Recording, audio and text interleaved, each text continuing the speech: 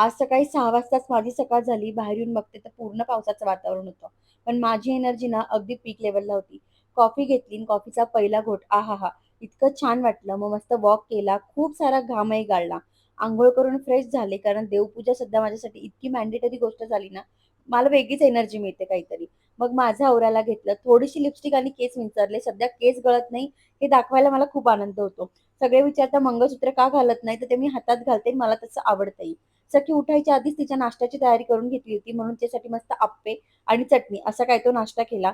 नंतर तिने ना तिचं कपाट आवरायला मला बऱ्यापैकी मदत केली. संध्याकाळी तिच्यासाठी हे पनीर रोस्ट तयार केलं होतं. पापाची आणि तिची अगणित मस्ती सुरू होती. आज किती काय केलं हे मोठ्या व्लॉगमध्ये नक्की बघा. बाय द वे आज जे वेट आलं होतं ना, ते होतं 88.3 म्हणजे कालपेक्षा जवळ-जवळ 800 ग्रॅम कमी.